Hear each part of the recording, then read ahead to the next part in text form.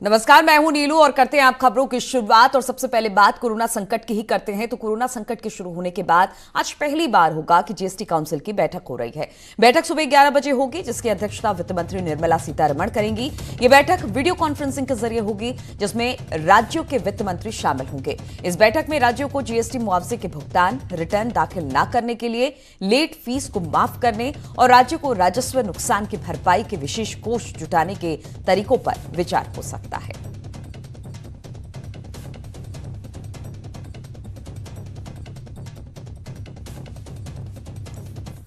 और 69,000 सहायक शिक्षक भर्ती के मामले में सरकार की विशेष अपील पर हाईकोर्ट की डबल बेंच आज फैसला सुना सकती है। सरकार ने सिंगल बेंच के 3 जून के अंतरिम आदेश फैसले के खिलाफ डबल बेंच से अपील की थी।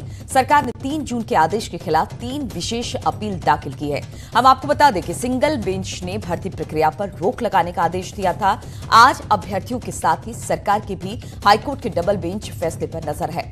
69,000 शिक्षक भर्ती मामले पर आज फैसला आ सकता है। सिंगल बेंच के फैसले को सरकार ने चुनौती दी थी। शिक्षकों की भी हाईकोर्ट पर नजर रहेगी।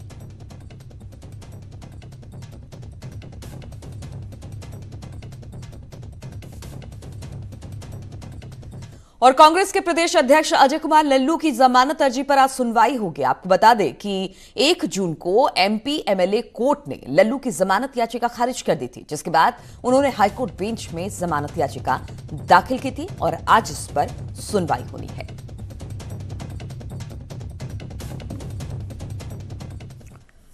और गुरुवार देर रात आग लगने की 2 घटनाएं सामने आई। आपको टीवी स्क्रीन पर अब 2 तस्वीरें दिखाएंगे और इन 2 तस्वीरों के जरिए इन घटनाओं को आप देख सकते हैं। पहली घटना देवरिया के भुजौली कॉलोनी की है, जहां पर देर रात बिजली के ट्रांसफार्मर में आग लग गई और पल भर में ट्रांसफार्मर जलकर खाक हो गया।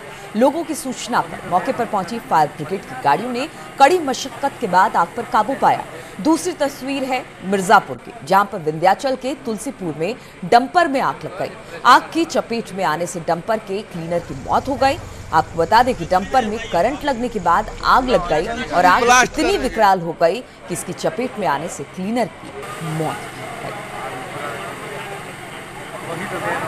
2 तस्वीरें आप देख रहे हैं, एक आग ट्रांसफार्मर में और एक आग डंपर में। और जौनपुर में दलितों के घर जलाए जाने के मामले में सीएम योगी ने आर्थिक मदद की है। जिन लोगों के घर जले हैं उन्हें सीएम योगी ने घर देने की बात कही है और सीएम योजना के तहत ये घर दिया जाएगा। साथ ही 42 लोगों की आर्थिक मदद भी की गई है। सीएम योगी आदेश पर राज्य मंत्री ने जौनपुर पहुंचकर पीड़ितों को योगी के आश्वासन की जानकारी दी। दबंगों ने दलितों का घर जला दिया था, जिसके बाद अब उनकी मदद मुख्यमंत्री ने की है।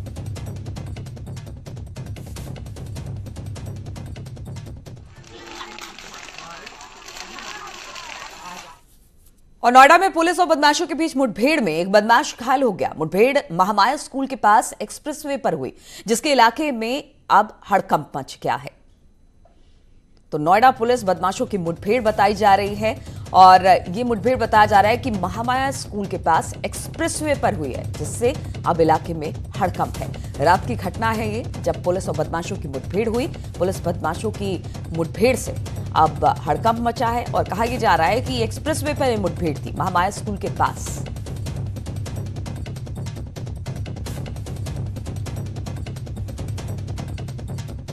तो तस्वीरें हम आपको दिखा रहे हैं किस तरह से पुलिस और बदमाशों की मुठभेड़ हुई है। तमंचा भी बरामद हुआ है वहां पर मौके से। बाइक में सवार थे ये बदमाश और पुलिस और बदमाशों की ये भिड़ंत हुई। मुरादाबाद में एक व्यापारी की सूझबूझ से शातिर बदमाश पकड़े गए। पीतल निर्यात करने वाले व्यापारी जाफर शम्सी जब अपने दफ्तर में काम कर रहे थे, उसी वक्त उनकी नजर घर के सीसीटीवी कैमरे पर पड़ी, जिसमें उन्हें कुछ अनजान लोग पिस्टल के साथ घुसते नजर आए। जिसके बाद उन्होंने अपने घर वालों को फोन से दरवाजा ना खोलने की बात कही और उसके बाद वो खुद भी घर आ गए और घर के मेन गेट को बाहर से बंद कर दिया, जिससे बदमाश घर में ही फंस गए। इसी बीच जाफर शम्सी ने पुलिस को सूचना दे दी और पुलिस ने मौके से 2 बदमाशों को हथियार समेत गिरफ्तार कर लिया है। देखा कि ऊपर चले गए, वो उसने पिस्तौल निकाली। मैं घबरा गया। मैंने फ़ौरन ऊपर घर पे फ़ोन करा मम्मी को कि किसी मतलब कौन आया है। बोली खाना मांगने आया है, मैं खाना पैक कर रही हूँ। मैंने जो है फ़ौरन उनको मतलब मम्मी से कहा आप दरवाज़ा मत खोलिएगा और मैं पीछे वाले दरवाजे से अपने घर के जाके और मैंने वो लॉक कर दिया दरवाज़ा। उसके बाद फिर मैंने पुलिस को फ़ोन करा। फ़ौरन जो है वो पुलिस थोड़ी देर में आ गई और फिर उन्होंने उनको पकड़ लिया और उनके पास हथियार वगैरह भी था। उन्होंने अपने घर में लगे सीसीटीवी कैमरा से देखा कि उनके घर में बिना अनुमति के लोग घुस रहे हैं और हाथ में उन्हें एक वेपन भी दिखा, तो उन्होंने तुरंत अपने घर में दरवाज़ा बंद करने के लिए बताया और नीचे से भी उन्होंने दरवाज़ा बंद कर दिया।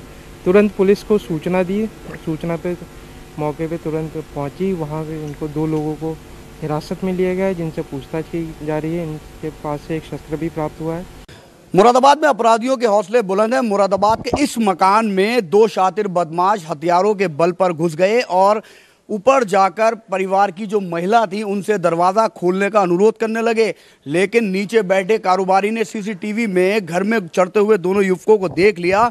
उसके बाद जब युवकों ने रिवॉल्वर निकाला, जो उनके पास वेपन थे, तब निर्यातक को शक हुआ कि ये कुछ बदमाश है। उसने फिर अपनी मदर को कॉल किया और कहा कि वो दरवाज़ा ना खोलें। उसके बाद कारोबारी ने सूझबूझ दिखाते हुए मकान का बाहरी दरवाज़ा बंद कर शोर कर दिया। पास में से ही गुजर रही थाना मुगलपुरा पुलिस शोर सुनकर मौके पर पहुंची और दोनों अपराधियों को मैं असले के गिरफ्तार कर लिया।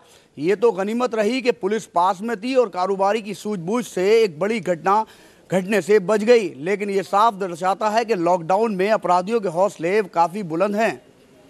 फरीद शमसी, न्यूज़ 18 मुरादाबाद। और कासगंज में आबकारी की टीम ने काली नदी के दोनों किनारों के इलाके पर पवसरा मंडी समिति, तबालपुर, मनौटा, भैंसौरा में अवैध शराब के खिलाफ तलाशी अभियान चलाया। आबकारी टीम ने इस जगहों से करीब 60 लीटर कच्ची शराब बरामद की है और 12 किलो लहन नष्ट किया है, लेकिन छापामार दस्ते को देख आरोपी मौके से फरार हो गए। और चंदौली के नौगढ़ में नक्सल ट्रेनिंग के लिए आए पीएसी के 2 जवान आपस में भिड़ गए, जैसे एक जवान ने दूसरे पर फायरिंग कर दी, जिसमें वो बाल बाल बच गया। बताया जा रहा है कि गुरुवार को 8वीं बटालियन बरेली में तैनात पीएसी के जवान दीपक चौहान और समर चौधरी में विवाद हो गया, जिसके बाद दीपक चौहान ने समर पर सर्विस राइफल से फायर कर दिया। घटना की सूचना पाते ही पुलिस विभाग में हड़कंप मच गया और आरोपी के खिलाफ अब मामला दर्ज कर लिया गया है और जांच शुरू कर दी गई है। आरक्षी दीपक चौहान उसके बाद छत पे चढ़ गया और अपनी सर्विस SLR राइफल से एक फायर कर दिया, जिससे जो है आरक्षी समर चौधरी बाल बाल बचा। इस संबंध में सभी उच्च अधिकारियों को संज्ञानित करा दिया गया है। आरक्षी समर चौधरी से तहरीर प्राप्त हो गई है। उस तहरीर के आधार पर अग्रिम विधिक कार्रवाई अमल में लाई जा रही है।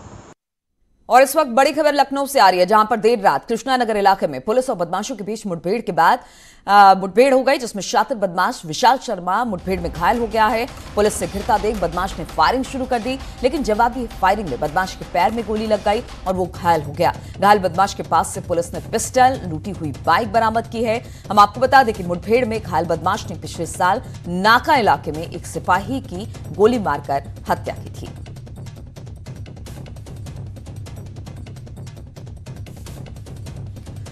तो पुलिस टीम के साथ 25,000 रुपए के इनाम की घोषणा के साथ एक बदमाश को घायल कर दिया है। हम आपको बता दें कि लखनऊ से खबर है, पुलिस से घिरता देख बदमाश ने फायरिंग शुरू कर दी, लेकिन जवाबी फायरिंग में बदमाश के पैर में गोली लगी और वो घायल हो गया। घायल बदमाश के पास से पिस्टल बरामद हुआ है, चोरी की एक बाइक बरामद हुई है।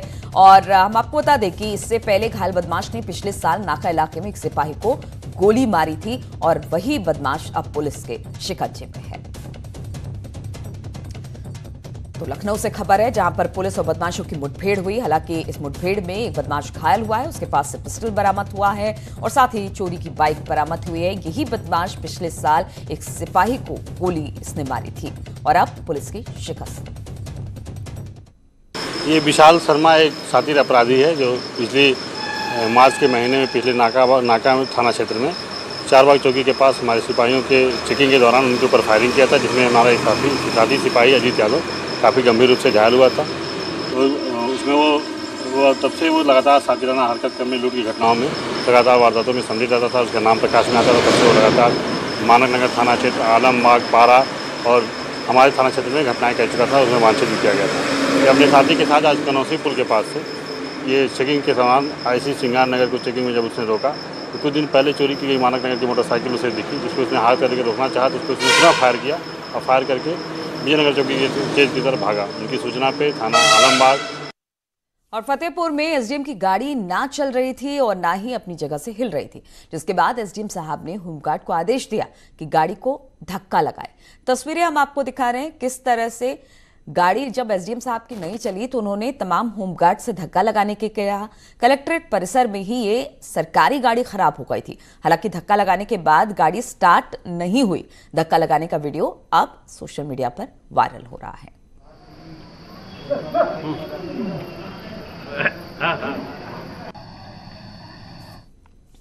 और बलरामपुर में मानवता को शर्मसार करने वाली तस्वीर सामने आई। यहां पर फुटपाथ पर मृत एक व्यक्ति का शव कूड़ा गाड़ी में डालकर थाने लाया गया। घटना उतरौला तहसील मुख्यालय की थाने की बताई जा रही है। सादुल्ला नगर थाना के सहजौरा गांव के अनवर अली उर्फ झिक्कन उतरौला तहसील में काम के सिलसिले में आया था।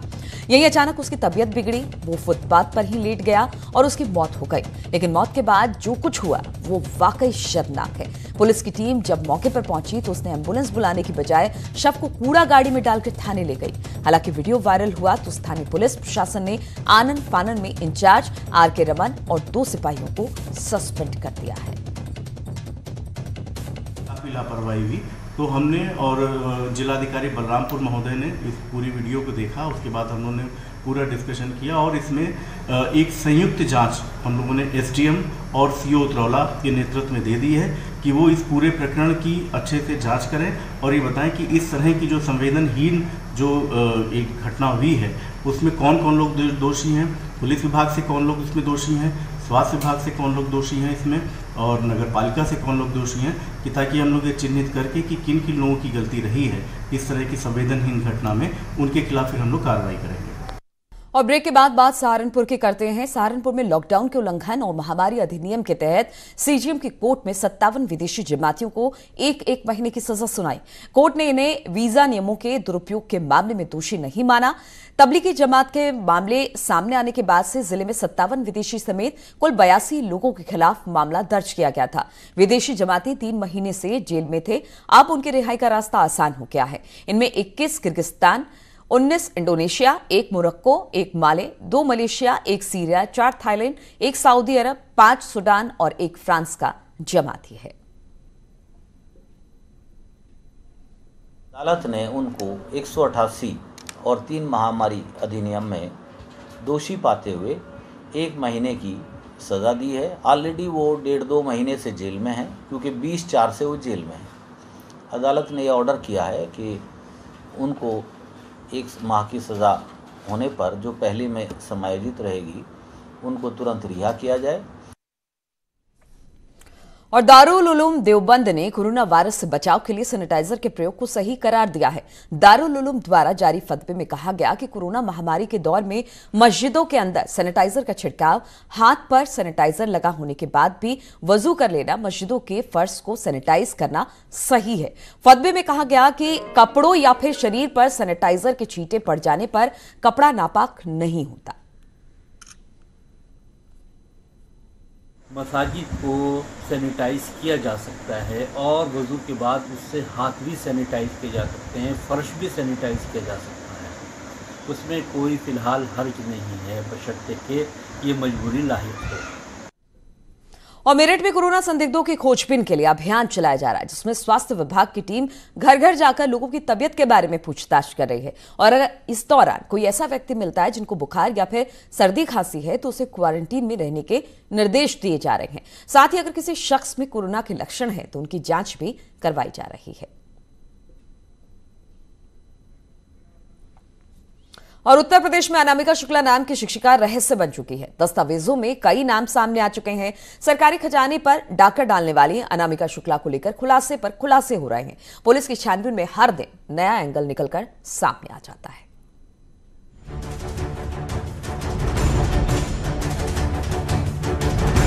सहारनपुर में फर्जी शिक्षिका द्वारा सरकारी वेतन लेने का मामला सामने आया तो हड़कंप मच गया। और उसके बाद जब इस मामले में खुलासे होने शुरू हुए तो पूरा का पूरा शिक्षा विभाग कटघरे में खड़ा हो गया। मामले में एक महिला टीचर कई सरकारी स्कूलों में पढ़ाकर सरकार के खजाने को चूना लगाने का काम कर रही थी। शिक्षिका की पोल सहारनपुर में ही खुली थी। शिक्षिका सहारनपुर के मुजफ्फराबाद के कस्तूरबा गांधी स्कूल में तैनात थी। जब शिक्षिका की जांच कराई गई तो शिक्षिका फर्जी पाई गई, जिसमें सहारनपुर बीएसए ने शिक्षिका के खिलाफ थाना जनकपुरी में मुकदमा भी दर्ज करा दिया। सरकार कटघरे में खड़ी हुई तो बेसिक शिक्षा मंत्री तक प्रेस कॉन्फ्रेंस करने सामने आ गए। रोज नए खुलासे हो रहे हैं। थोक के भाव में फर्जी प्रमाण पत्र भी सामने आ रहे हैं। अनामिका शुक्ला प्रकरण में नया मोड़ उस वक्त आया जब असली अनामिका के सामने आने के बाद प्रयागराज की कथित अनामिका शुक्ला ने प्रयागराज के बीएसए को व्हाट्सएप के जरिए अपना इस्तीफा भेज दिया। प्रयागराज की अनामिका के खिलाफ भी 2 दिन पहले ही एफआईआर दर्ज हुई थी। फर्रुखाबाद के कायमगंज के रहने वाले रीना सिंह ने प्रयागराज में अनामिका शुक्ला के नाम पर नौकरी हासिल की थी। अनामिका शुक्ला के ही एजुकेशनल डॉक्यूमेंट्स का इस्तेमाल किया गया था। वहीं सबके बीच असली अनामिका शुक्ला भी सामने आई। असली अनामिका शुक्ला गोंडा की रहने वाली है और तमाम आरोपों के बाद उन्होंने बीएसए के दफ्तर का रुख किया। साथ ही आरोप लगाया कि उनके डॉक्यूमेंट्स का गलत इस्तेमाल हुआ है। अनामिका शुक्ला बीएसए दफ्तर में अपने सारे अभिलेख लेकर बीएसए इंद्रजीत प्रजापति से मिली। अपने पति और बच्चों के साथ पहुंची अनामिका ने वहां एक एक कर अपने सारे डॉक्यूमेंट्स प्रस्तुत किए और खुद को बेकसूर बताया। मीडिया के माध्यम से मुझे पता चला कि इस अभिलेख पर बहुत से लोग फर्जी नौकरियां कर रहे हैं और मैं ही असली अनामिका शुक्ला हूं, इसलिए मैं अपने समस्त अभिलेखों के साथ में जिला बेसिक शिक्षा अधिकारी के सामने प्रस्तुत हुई और अपना पक्ष रखा। पूरे मामले में एसटीएफ तक ने पूछताछ की, आईबी भी छानबीन में जुटी, सियासत भी हुई। प्रियंका गांधी ने सरकार से माफी मांगने तक की अपील की। असली अनामिका शुक्ला ने 2017 में कस्तूरबा स्कूल बस्ती के अलावा लखनऊ, सुल्तानपुर, देवपुरी और मिर्जापुर में विज्ञान शिक्षिका के पद के लिए आवेदन किया था, लेकिन आवेदन के लिए इस्तेमाल हुए दस्तावेज दलालों के हाथ लग गए और देखते ही देखते फर्जी तरीके से 25 अनामिका शुक्ला टीचर बन गए। Bureau report, news 18। और बहुचर्चित अनामिका शुक्ला मामले में गोंडा की असली अनामिका शुक्ला ने थाने में शिकायत दर्ज कराई। उन्होंने अपने दस्तावेजों के फर्जी तरीके से इस्तेमाल को लेकर शिकायत की। उन्होंने अपनी तहरीर में मानहानि और फर्जीवाड़े की भी शिकायत की है। श्रावस्ती में शिक्षा विभाग की बड़ी लापरवाही सामने आई। जिले के एक प्राइमरी स्कूल को स्थानीय स्कूल प्रबंधन ने बिना किसी सरकारी आदेश के ही खोल दिया। बच्चों को स्कूल बुला लिया गया। इतना ही नहीं, स्कूल पहुंचे बच्चों के बीच सुरक्षा या फिर कोरोना से बचाव के किसी तरह के कोई उपाय नहीं दिखे। बच्चे बिल्कुल एक दूसरे के करीब खड़े थे। दर्जनों की संख्या में बच्चे स्कूल कैंपस में जुटे और जब मीडिया का कैमरा स्कूल पहुंचा तो वहां पर मौजूद टीचर कैमरा देखते ही भड़क उठी। लापरवाही की इतनी बड़ी घटना श्रावस्ती के नासिरगंज इमलिया के प्राइमरी स्कूल की है। आपको बता दें कि लॉकडाउन का 5वां चरण अभी चल रहा है और अनलॉक 1 में भी अभी स्कूल कॉलेज को खोलने पर किसी तरह का कोई फैसला नहीं लिया गया है।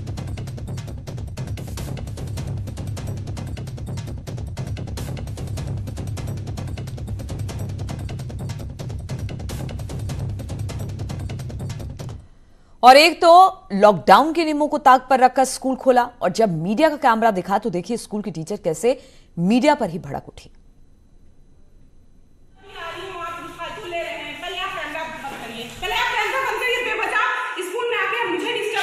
सोशल डिस्टेंसिंग का पालन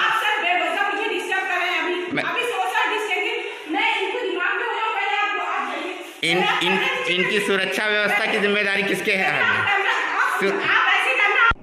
ऐसा मेरे संज्ञान में नहीं है क्योंकि स्कूल हम लोग खोले ही नहीं हैं। और जहाँ तक बात है बच्चों को बुलाने की, तो मेरे संज्ञान में ऐसा अभी नहीं आया है और यदि आता है तो मैं इस पर जो है कड़ी कार्रवाई करूँगा अगर टीचर ने प्रोटोकॉल फॉलो नहीं किया है और क्यों बुलाया है। तो इन्हीं तमाम खबरों के साथ इस बुलेटिन में फिलहाल इतना ही। आगे देखिए उत्तराखंड की खबरें।